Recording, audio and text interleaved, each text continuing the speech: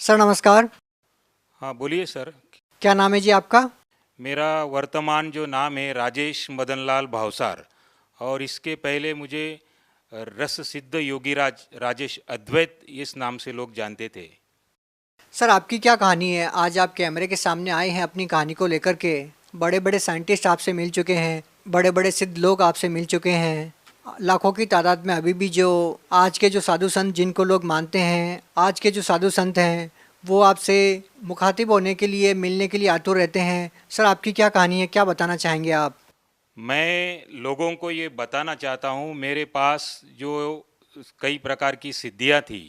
इससे पहले मैंने एक किताब लिखी है, देह सिद्धि, स्वर्ण सिद्धि और रस सिद्धि नाम की किताब लिखी है मैंने। क्या सर आप इसको कैमरे में दिखा सकते हैं? ये मेरी किताब है, देह सिद्धि, स्वर्ण सिद्धि और रस सिद्धि नाम की जो किताब है, इसको मैंने लिखी है। और ये मेरा आखिरी में ये फोटो भी है। इसको ये जगत विख्यात रस सिद्ध योगीराज राजेश अद्वैत ये नाम से लोग मुझे पहचानते थे। इसके आप ये फोटो देख सकते हैं। इसके पहले मेरी किस प्रकार की दाढ़ी थी। लोग मुझे मेरे चरण स्पर्श करके, ये पंडित लोग मेरे से आज जो लेके जाते थे, वो मैं रहस्य आपके सामने खोल रहा हूँ। आप एक देख सकते हैं कि ये जो मेरे हाथ में जो चीज़ है, ये संसार की अत्यंत दुर्लभ वस्तु मानी जाती थी। इसको शास्त्रों में और पुराणों में कहा है कि मृदुहा कोटिगुणम फल प्राप्ति स्वर्णलिंगा, स्वर्णात् कोटिगुणम फल प्राप्ति बाणलिंगा, बाणात् कोटिगुणम फल प्राप्ति नर्मदेश्वर लिंगा और नर्मदेश्वरात् कोटिगुणम फल प्राप्ति पारदेश्वर लिंगा। इसके आगे ये भी कहा है कि रसात परतरम लिंग न भूतो न भविष्यति। इसका तात्पर्य ये कि सारा संसार आज जो शिवलिंग की पूजा कर रहा है, जिसको ये बताया जाता है कि मिट्टी से जो बना शिवलिंग होता है, उससे करोड़ों गुना पुण्य फल प्राप्ति सोने के शिवलिंग के पूजन से प्राप्त होती है। इस श्लोक का अर्थ बता रहा हूँ मैं आपको। और सोने से करोड़ों गुना पुण्य फल प्राप्ति, जो दूसरे ग्रह से जो उल्का आती है, उसका जो पत्थर, उस पत्थर से जो लिंग बनाया जाता है, उससे करोड़ों गुना पुण्य फल प्राप्ति होती है। और उससे भी करोड़ों गुना पुण्य फल प्राप्ति जो नर्मदा नदी में निसर्गता तैयार हुआ मिलता है, उससे प्राप्ति होती है। और उससे भी करोड़ों गुना पुण्य फल प्राप्ति ये जो पारे से बना हुआ संसार का अत्यंत दुर्लभ पारद शिवलिंग, ये जो आपको दिखा रहा हूँ, इससे प्राप्त होती। इसको कहा है शास्त्रों में कि रसात परतरम लिंग न भूतो न भविष्यति। ये पारे का शिवलिंग है, आप देख सकते हैं। सर इसकी महत्वता क्या है? आपने जो ये बनाया है शिवलिंग, सर इसकी महत्वता क्या है? पारा मतलब कौन सी धातु है, मतलब क्या है इसकी कहानी? सर मैं आपको दिखाता हूँ पारा, एक मिनट में। ये जो आप देख रहे हैं सर, कि ये जो है ना, ये इसको मर्क्यूरी बोला जाता है और ये हाथ में नहीं उठाया जाता है। इसको जो है भगवान शिव का वीर्य कहा है। ये जो देख रहे हैं आप, ये जो बिजली के समान तेजस्वी अत्यंत दैदीप्यमान जो पदार्थ देख रहे हैं, इसको भगवान शिव का वीर्य बताया है। और ये संसार का अत्यंत दुर्लभ वस्तु और पूर्ण पूर्ण पृथ्वी तल पर एक जीवित धातु माना जाता है इसको। और वैज्ञानिक दृष्टिकोण से भी इसको अलाइव मेटल कहा गया है। इसमें सभी धातुओं को समाने की क्षमता है इसमें। और इससे बना ये शिवलिंग है जो आज संसार का अत्यंत दुर्लभ माना जाता है। मगर जिस दिन से मैंने संत रामपाल जी महाराज की किताब पढ़ी, उसमें दिया है कि अंधश्रद्धा भक्ति खतरा ये जान, ये जो किताब पढ़ी उसमें पारस या अनेक शिवलिंग के बारे में जो बताया है, कि मैं भी इस प्रकार का पहले जानता था कि ये ब्रह्मा और माया का मिलन है, इस प्रकार मैं समझता था। यानी हम लोग पूजा किस चीज़ की कर रहे हैं और क्या चीज़ की पूजा करना चाहिए, इस प्रकार का ज्ञान संत रामपाल जी महाराज की किताब पढ़ने से मिला। और मैं इसको इसके माध्यम से अमर बनने की ख्वाहिश लेके बैठा था कि मैं अमर बन जाऊं, क्योंकि ये विज्ञान में आगे चल के इस प्रकार का भी समावेश किया गया है कि इससे व्यक्ति अमर बनता है। मगर ये बात तब मुझे गलत लगी कि मुझे ही डायबिटीज़ हो गया और मैं मलाई, घी, चावल ये खाने में असमर्थ था। तब मुझे आहत निकली मेरे अंदर से कि हे परमात्मा, तुम जहाँ भी कहीं बैठे हो तो मेरी अंदर की आवाज़ सुनो आप। सर ये जो पदार्थ आपके पास है, सर इस पदार्थ से तो कोई भी शिवलिंग बना सकता है, इसमें बड़ी बात क्या है? नहीं सर, ये इसको जो है ना, ये आम व्यक्ति नहीं बना सकता। इस प्रकार का और भी एक मैं शिवलिंग बनाया करता था जिसको भूखा पारसमणि कहा जाता है। नहीं, जो आपके पास ये जो पदार्थ है, ये जो लिक्विड पदार्थ है, इसको गर्म करके या ठंडा करके या किसी क्रिया के द्वारा इसको ठोस नहीं बनाया जा सकता। नहीं सर, ये जो है इसको 662 डिग्री पर आप हीट देंगे तो ये इवापोरेट हो जाता है, कपूर के जैसा उड़ जाता है। इसको गर्म करने से भी आप बांध नहीं सकते। संसार की ऐसी कोई चीज़ नहीं है। रावण के संहिता में बताया गया है कि ये तंत्र की आखिरी क्रिया मानी जाती है। भारत को जड़ी बूटियों के माध्यम से और तंत्र के माध्यम से बांध देना और इसको ये सुवर्ण खाने में सक्षम है ऐसे बना देना।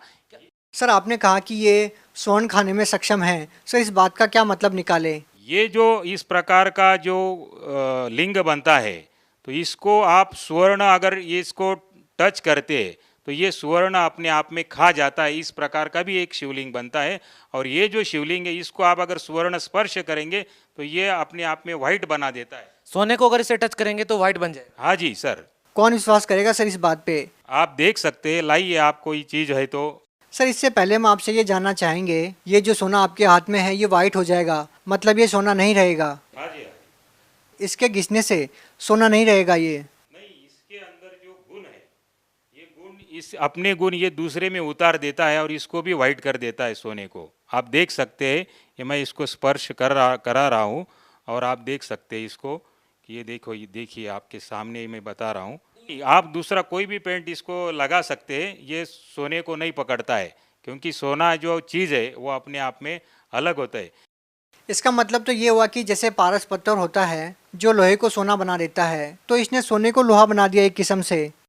नहीं, ये नहीं कह सकते हम, मगर कि जो दूसरा आता है इसमें से जो ये सोने को खाता है, भूखा पारसमणि, बुभुक्षित पारस कहते हैं इसको, तो ये सुवर्ण खा जाता है और ये इसकी जो क्षमता है वो कितना पचा जाएगा अपने में सोना, इसका कोई अंदाज़ा नहीं रहता है। आपका कहने का मतलब है कि आप में इतनी सारी सिद्धियां हैं या आप इतनी विद्याओं को जानते हैं कि आप वो भी चीज़ बना सकते हैं जो लोहे को सोना बना सकती है या फिर सोने को खा सकती है, वो आपने बना ही दिया।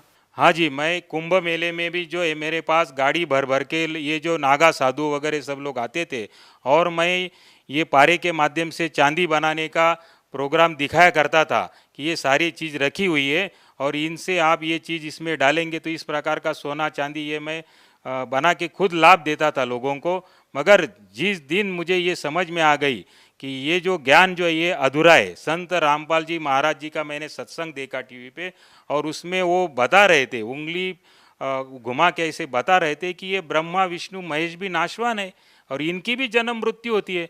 तो मुझे मेरी पैर के नीचे की ज़मीन खिसक गई कि ये जिसको मैं अमरता का अपने खुद अमर होने के लिए मैं इनकी पूजा लेके बैठा था और इनसे मिलने वाले लाभ को तो क्षणिक लाभ बोला है। तो ये शब्द मैं सुनकर बहुत ही परेशान हो गया मैं कि ये बात कुछ बिगड़ रही है, ये मेरे समझ में आ गया। और तब मैंने वो ध्यान से सब सत्संग सुना और सत्संग में उन्होंने बताया कि भगवती पुराण पाठ नंबर 123 पे उन्होंने बताया कि ये ब्रह्मा विष्णु महेश इनकी भी जन्म मृत्यु होती है।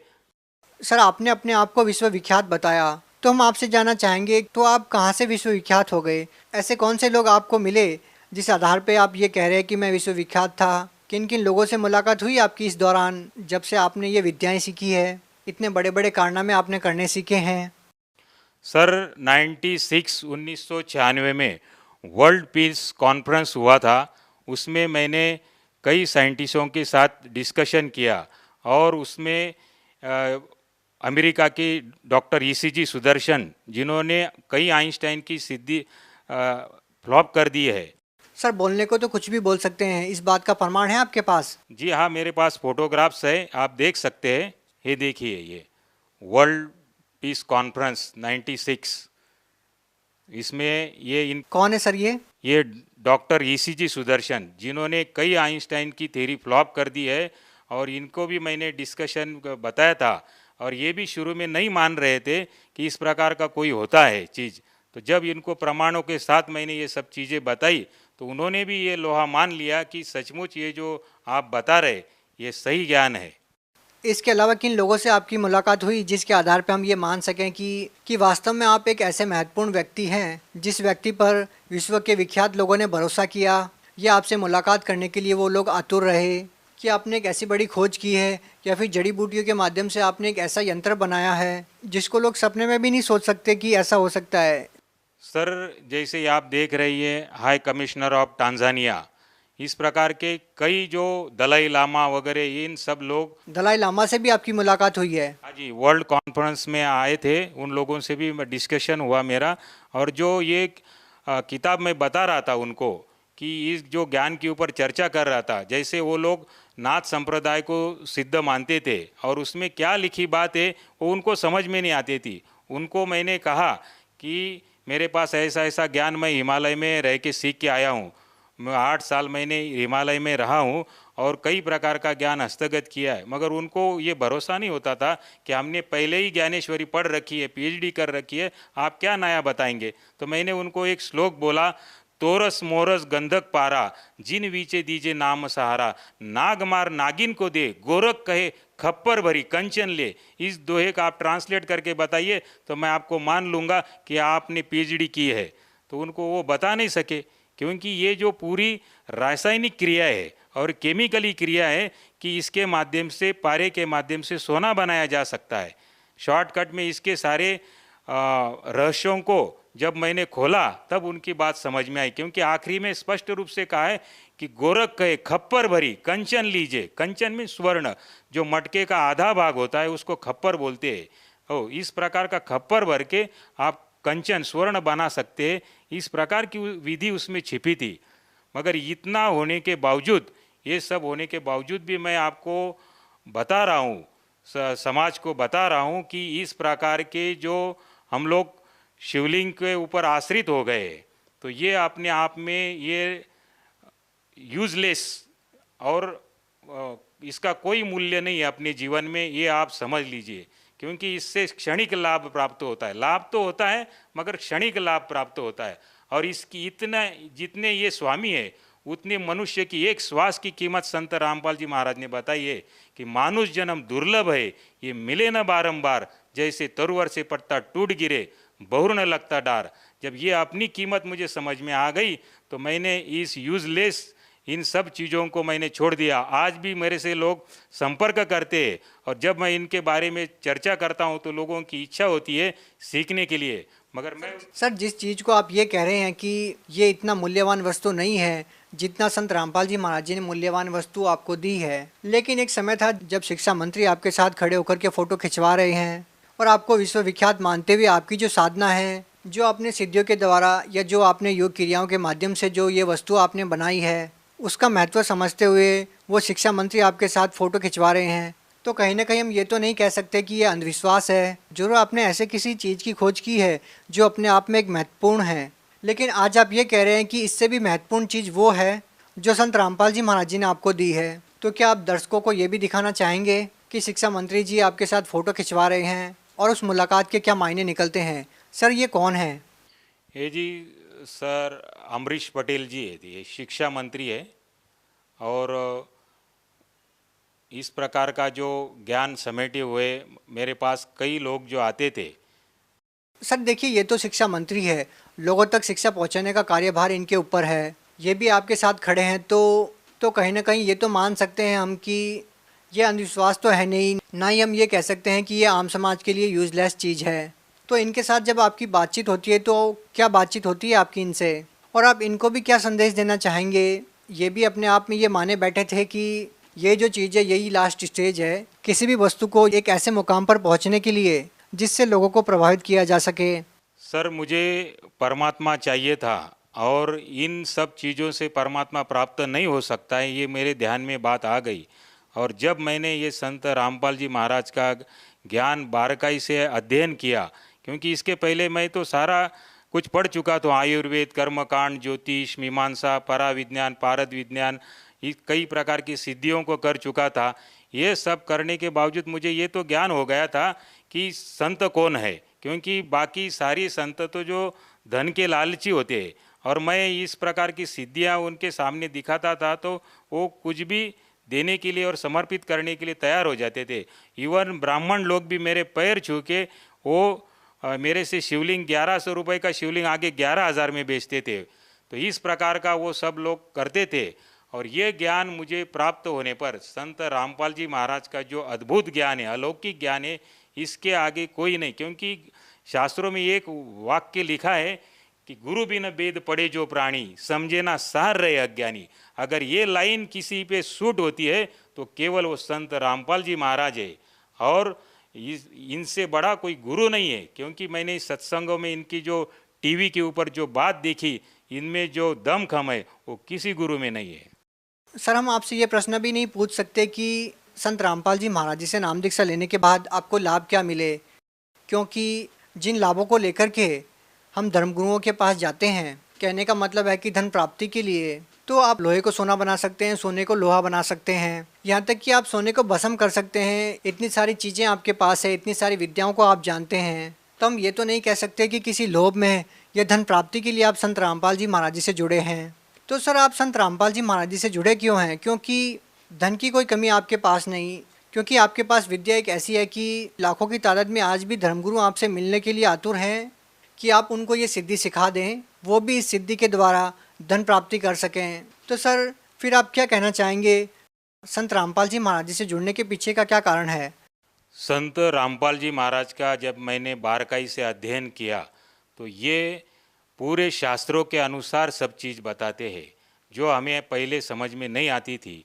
क्यों इन्होंने वो बारकाई से सब बताया है कि गीता अध्याय 7 उसमें 12 से 15 में बताया उन्होंने कि रजोगुण ब्रह्मा जी, सतुगुण विष्णु जी, तमोगुण शिव जी, इनसे मिलने वाले क्षणिक लाभ के ऊपर जो मनुष्य प्राणी इन पे आश्रित है वो मूढ़ है, वो मूर्ख है, वो मनुष्यों में नीच है, और वो राक्षस तत्व का जान।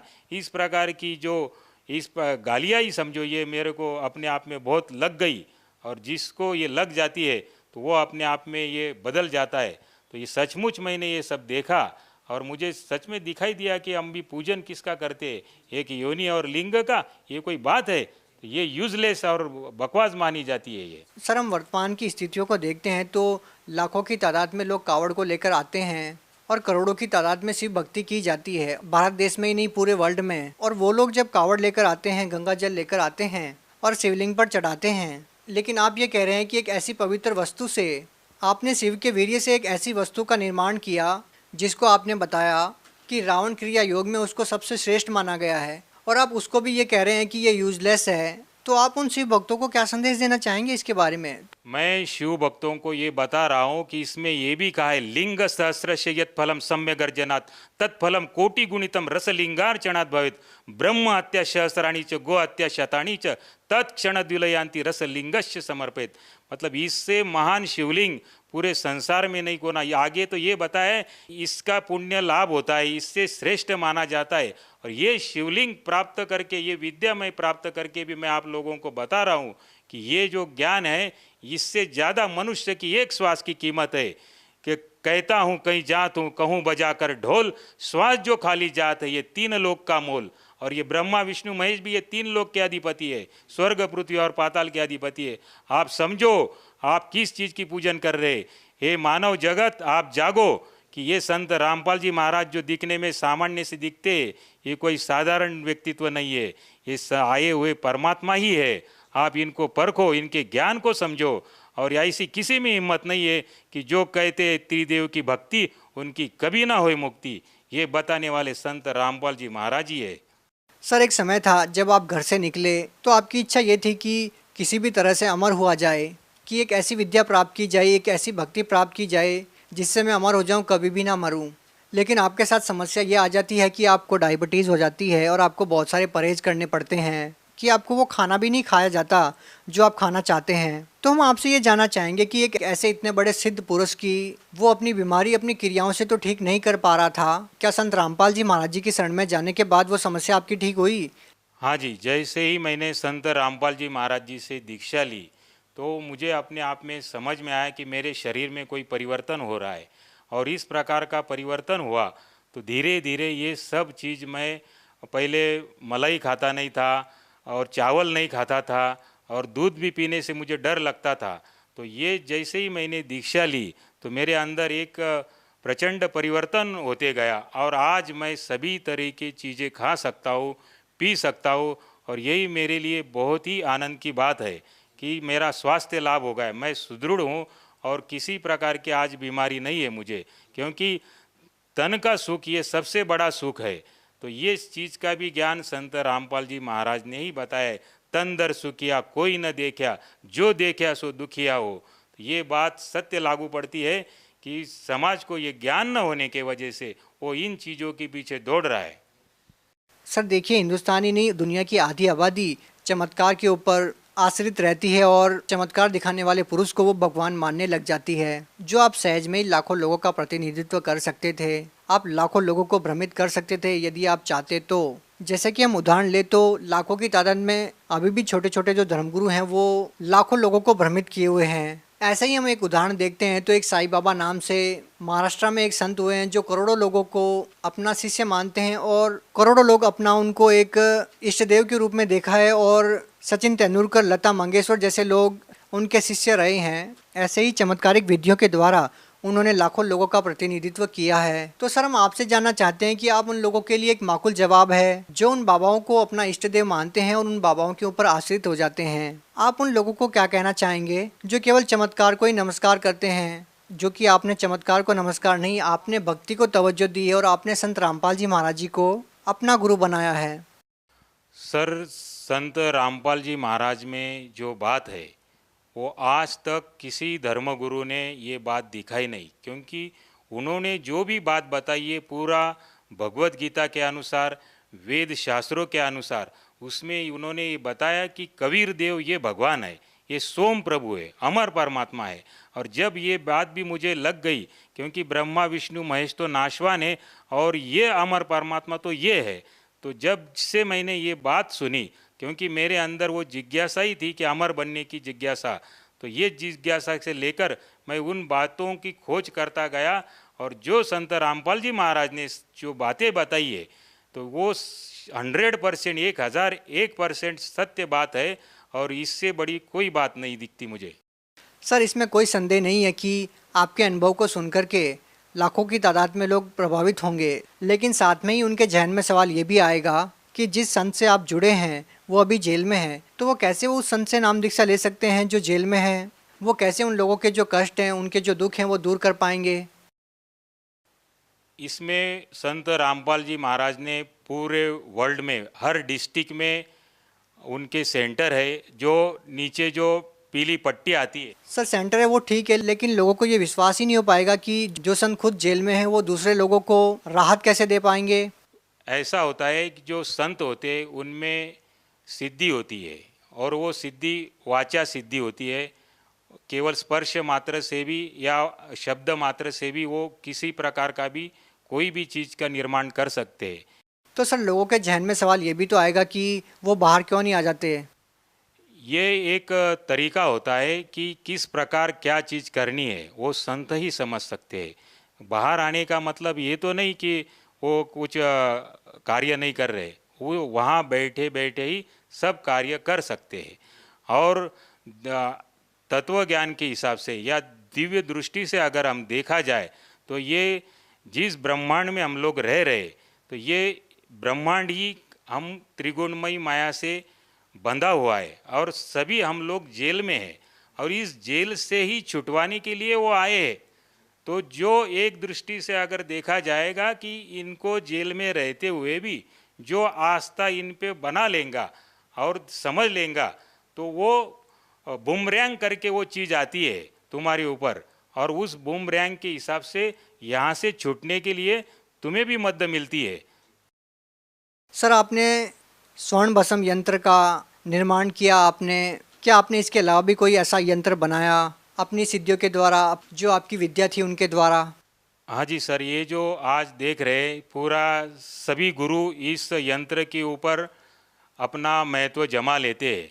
इसको महालक्ष्मी यंत्र का श्री यंत्र कहा जाता है और इसमें भी क्या चीज़ छिपी है, इसमें इस महालक्ष्मी के भी यंत्र में हिरण्यवर्णाहरिणी जात वेदो त्वाम लक्ष्मी आवत, तो इसमें भी पारे के माध्यम से सुवर्ण क्रिया करने की विधि छिपाई गई है और वो किसी को न मालूम होने की वजह से लोग इसको घी का दीपक लगाते हैं और इसका पूजन करते हैं। ये यूजलेस है। तो उसमें क्रियाओं को समझ के और उसके अनुसार करने से, और ये सभी चीज़ें जो है तो किसी को वो समझ में नहीं आती है, तो इसलिए गुरु संसार में करना आवश्यक है। सर आपने जो यंत्र बनाया था उस यंत्र ने सोने की धातु को अपने रंग में बदल दिया, लेकिन सर लोगों को शंका ये हो सकती है कि आपके हाथ में कोई और वस्तु हो या आपने जिस सोने को वाइट किया है वो वाइट वस्तु कुछ और हो। तो लोग आपसे ये ज़रूर जानना चाहेंगे कि अगर वो सोना आपके पास लेकर आते हैं तो क्या उस धातु से आप उसको भी वाइट कर सकते हैं? हाँ जी, हाँ जी, बिल्कुल, कभी भी कहीं भी ये चीज़ हो सकती है। तो आपके जो कहने का मतलब है कि आपने अभी तक जो क्रियाएं की, आपने जो विद्या सीखी वो बिल्कुल यूजलेस है और सही जो चीज़ है वो संत रामपाल जी महाराज जो भक्ति बता रहे हैं वो है। हाँ जी, बिल्कुल ये ऐसा ही है, क्योंकि संत रामपाल जी महाराज ने जो जो बातें बताई है आज तक संसार में किसी गुरु ने नहीं बताई है। उन्होंने गुरु ग्रंथ साहिब के अनुसार भी सिद्ध कर दिया कि हक्का कबीर करीम तू बे एब परवरदिगार, कि ये कबीर साहेब ये सोम परमात्मा है और ये अमर परमात्मा, यही परवरदिगार है। सर आपने शिव भगवान को मानने वाले लोगों को एक संदेश दिया कि आप जो साधनाएं कर रहे हैं वो साधनाएं करने की नहीं है, संत रामपाल जी महाराज जी से नाम दीक्षा लो। तो क्या ये माना जाए कि संत रामपाल जी महाराज शिव भगवान की या देवी देवताओं की भक्ति छुड़वाते हैं? नहीं, संत रामपाल जी महाराज तो ये बताते हैं कि जैसे तहसीलदार साहेब है, कलेक्टर साहेब है, मंत्री साहेब है, मुख्यमंत्री साहेब है, प्रधानमंत्री साहेब है और राष्ट्रपति साहेब है, तो ये भी अपने स्तर के साहेब है। साहेब यानी स्वामी, प्रभु है ये। और तहसीलदार को अगर हम राष्ट्रपति कहेंगे तो ये बात गलत हो जाती है। वो इतना ही समझा रहे कि तुम तहसीलदार को तहसीलदार ही साहब बोलो। तो ये जो है ये अपने स्तर के प्रभु है, तीन लोक के अधिपति, तीन लोक के भगवान है। सर संत रामपाल जी महाराज जो है देवी देवताओं की भक्ति छुड़वाते नहीं है, तो ये तो उन देवी देवताओं के मंत्र प्रदान करते हैं जिससे ये देवी देवता भी किस प्रकार लाभ पहुंचा सकते हैं। लेकिन सर लोग मंत्र तो कर रहे हैं ना, ओम नमः शिवाय वगैरह भक्ति तो कर ही रहे हैं। तो ये जो है ये मंत्र शास्त्र प्रमाणित नहीं है। संत रामपाल जी महाराज भगवत गीता खोल के बताते हैं कि उसमें तो केवल बताया मुझ माम ब्रह्म का केवल ओम एकाक्षरीति मंत्रम, उसमें बताया है कि वो बताते हैं कि संत रामपाल जी महाराज बताते हैं कि ओम मंत्र इसमें बताया, फिर ओम नमः शिवाय कहाँ बताया है। तो आपके कहने का मतलब ये है कि संत रामपाल जी महाराज जी देवी देवताओं के जो मंत्र बताते हैं वो शास्त्रों के अनुसार है और उन्हीं मंत्रों को करने से देवी देवता लाभ दे सकते हैं। जी हाँ, बिल्कुल, संत रामपाल जी महाराज जो बता रहे उन्हीं के अनुसार भक्ति करने से ही लाभ होगा। अंत में सर आप भगत समाज को क्या संदेश देना चाहेंगे? मैं समाज को ये प्रार्थना कर रहा हूँ, हृदय से प्रार्थना कर रहा हूँ कि आप इन चीज़ों के पीछे ना दौड़े, ये शिवलिंग के पीछे ना दौड़े, क्योंकि इससे संसार की श्रेष्ठतम वस्तुएं मैंने निर्माण कर रखी थी और इसके ऊपर कोई चीज़ नहीं है। और इसके बावजूद मैं आपको बता रहा हूँ कि इतनी कीमत, उससे ज़्यादा कीमत तो मनुष्य के एक श्वास की है। और ये फिजूल में इन चीज़ों के पीछे दौड़ने से अपना अमर शरीर प्राप्त करने के लिए, मोक्ष प्राप्त करने के लिए अगर कोई चीज़ करना चाहते हैं तो केवल संत रामपाल जी महाराज जिनका आप सत्संग देखो, रोज़ साधना टीवी पे 7:30 बजे आता है, आप ये सत्संग को रोज़ देखो और नीचे जो पीली पट्टी आती है उसके ऊपर नंबर डायल करके आप वहाँ पे संदेशा भेजो। आपको कोई किताब चाहिए या नामदान लेना है तो सभी चीज़ें का डायरेक्शन आपको वहाँ से प्राप्त हो जाएगा। जी धन्यवाद।